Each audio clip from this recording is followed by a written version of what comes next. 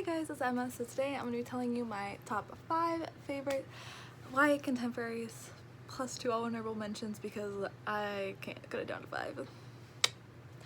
Okay, so first, these are in no particular order because, oh gosh, don't make me do that. First, we have Fangirl by Rainbow Rowell. I feel like everyone and their mother has read this by now.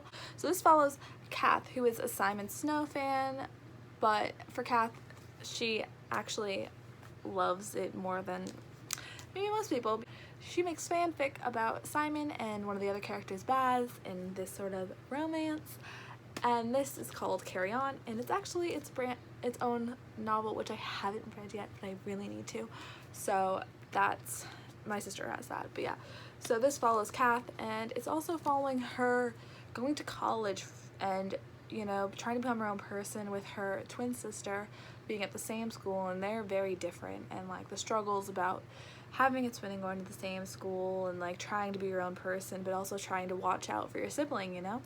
So this book I've read a few years ago, so I don't really remember all of it, and it's definitely up for a reread now. I also really want to annotate it because I've gotten into annotating since reading this, and it would just be great.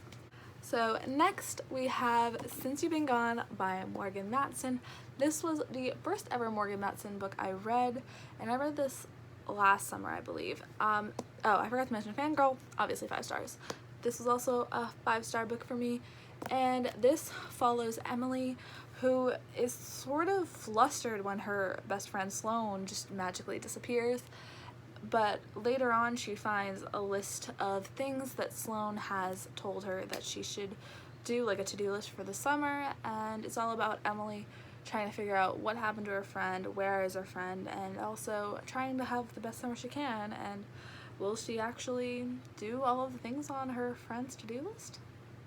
But yeah, this was very cute. Obviously there's something in here that also happens, a little romance. So I mean, I feel like that's not a spoiler, but yeah, this also would have been great to read for summerthon because they're eating ice cream, but I'd already read it. But yeah, I loved this book. My sister also read it, and I got this for like $5 from Amazon because it was on like sale one time, and just picked it up on a whim, and now I own almost all of Morgan Matson books except for one. There's also this is my contemporary shelf, so there's like a bunch of empty slots. But yeah, I definitely recommend you guys pick this up. It is a chunker because it's a Morgan Matson, so you really get to know the characters, and they're very well developed, so you really come to love the characters, and that's what makes it all like a 5-star for me. Like, these characters are so real to me, like they're so well developed, they're so realistic and flawed and just beautiful. So I guess while we're on Morgan Matson, I'll go to the most recent Morgan Matson that I read, which I actually read this week, and that is Second Chance Summer by Morgan Matson. This was amazing. So this is following our main character, Taylor Edwards, who is going into the summer before her senior year of high school, and while she should be, you know, getting excited for that and thinking about college, she has just found out that her father has been diagnosed with cancer and he only has a few months to live. So as one of his final requests, he says that the family is going to go to their old lake house that they used to go to every year, but they hadn't been in 5 years because they had all gone off on their own paths. Her older brother was doing some sort of school program, and her little sister was doing ballet, and they all just went in their own ways for summer, and they hadn't been spending a lot of time together. So the dad says, we're going to our old lake house. But the thing is, 5 years ago, our main character Taylor did not leave on the best terms, and so this book is about love and life and mending old friendships and like coming back to a place where you have to face what you've done, basically, and all doing this while dealing and coping with her father's diagnosis as someone who's lost my grandmother to cancer, and my other grandmother is fighting it right now. This book hit really close to home for me, and I was sobbing at parts of this. So yeah, again, this is another Morgan Matson, so it's very long. It's just under 500 pages. So you really get to know these characters. They're very well developed. and they just seem so real that you get so emotional over it, and it's just a beautiful book. I highly, highly recommend it. It's real and it's raw and it's emotional, and yeah, it was just great. Alright, so the next book I don't have physically, but it was my first 5-star book of the year, and that was Prince Charming by Rachel Hawkins, and this is following our main character. I still don't know her name. Let me Google. Actually, more accurately, let me check my Goodreads. After 10 minutes, I found out our character's name is Daisy Winters. So she is just your average 16-year-old American teenager, but her sister's about to marry the Prince of Scotland, and after an incident with her ex-boyfriend leaves her on the tabloids because her sister is marrying the Prince of Scotland, Daisy has to go to Scotland to try to smooth things over with the royals. And this book was just the cutest thing that I've read this year.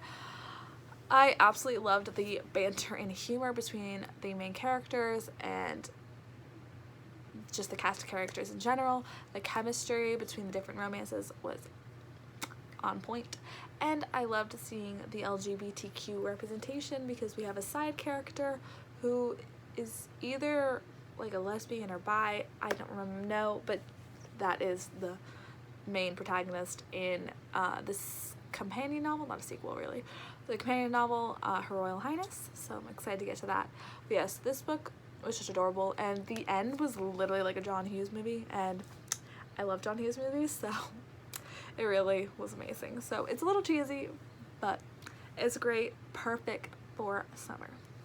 Alright, the next book and the last book on my top 5 is Birthday by Meredith Russo. This arc was wonderfully sent to me by Flatiron Books for winning their giveaway with Alexa Loves Books here on YouTube, but I won it on Instagram. That was really kind of discombobulated way to speak that. But yeah. So this book follows our main character Morgan, who was born biologically as a boy, but identifies as a female. This is transgender representation, which is own voices, and I really appreciated that because I've only read one other book, I believe, that has transgender representation in it, and that was Luna, which I read probably when I was like 14 or 13, so it's been a long time. But yes, so this follows Morgan and Eric on each of their birthdays from the time they're 13, I believe, to the time they're 18, and so it's just sort of a slice of life thing, and you're seeing the characters grow and stuff, and it really is about growing up in a small southern town and dealing with prejudice. There's a lot of trigger warnings, which I will leave my Goodreads linked down below so you can go see there. I have a lot of trigger warnings on that. Basically, the ones I can just think of right now off the top of my head are like parental abuse, misgendering, transphobia, homophobia, suicidal thoughts, depression, stuff along that line. Like I said, please check all the trigger warnings if you want to read this book. But yeah, I thought it was very well done, an important story that needs to be told for the transgender youths of America and the world in general, I guess. Yeah, I just really enjoy this, so thank you again to Flatiron Books and Alexa for having me win this. I really appreciate it. It's also the first arc I've ever been sent, so it has a special place in my heart. So those are the 5, I don't have one of them, but like my top 5 favorite contemporaries. But now we're gonna get into 2 bonus ones because I'm a horrible person and can't not. So I don't have either of these with me. One is on the way, and that is Landline by Rainbow Rowell. So this is just a beautiful book.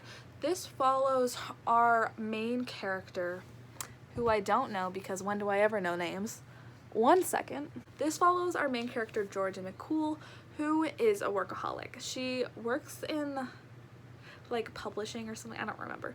But her marriage is kind of on the rocks because she's a workaholic. She literally leaves her house super early in the morning and doesn't come back until late at night, and this puts her kind of in an awkward place, in a bad place with her husband because they have 2 small children together, and she's just, being a workaholic. She's not at home with her family. So when it comes to Christmas time, Georgie says that she's gonna stay back and work when she's supposed to go home with her husband to her husband's family's house. So he ends up taking the two small children and she stays there. But then basically she finds her old landline phone, and when she tries to call her husband, it ends up that she's calling her husband when they were in their college years when something happened. So it's almost like it's two timelines because we're hearing from him from the past and she's explaining the memories from the past and also the present. And it was just amazing. It was a real book that focused on like real relationships, because I feel like not a lot of books followed this troubly times in relationships, so it was really great to see a real adult relationship where everything's not fine and a love story all the time. It's not gonna be, you know, all flowers and beautiful. I don't know how to explain it, but it was just really good. And the next book is another popular one on BookTube, and that is Eliza and Her Monsters by Francia Zapia. So this follows Eliza, who has this like famous comic book, I believe, or like graphic novel series that she posts online. But she's kind of introverted and she doesn't have a lot of friends. But then one day there's this new kid at school and she meets him, and stuff happens, and it turns out that like he's one of her biggest fans, but he doesn't know who she is because she's anonymous and stuff. And then it just starts from there. There are trigger warnings for suicide, or not, suicide attempt, I guess, and maybe suicide, I don't remember, depression, all that kind of stuff. So yeah, the end is not sort of my favorite, but I'm just gonna not say anything else because I'm not gonna spoil you the end. But yeah, the end is not my favorite, which kind of made this be an honorable mention and not my favorite, but I believe there is a lot of good in this book. There's a lot of good anxiety and depression representation. A lot of people recommend it if you liked Fangirl, and I definitely see where that it is, but I definitely think Fangirl is the better of the two. No tea. But yeah, so that's all that I have for you guys today. I hope you guys enjoyed. Please like and subscribe if you did, and comment below any video recommendations you have, because I would love to make what you want to see. And yeah, please click any of the videos and things floating around me right now, and I'll see you guys next time. Bye!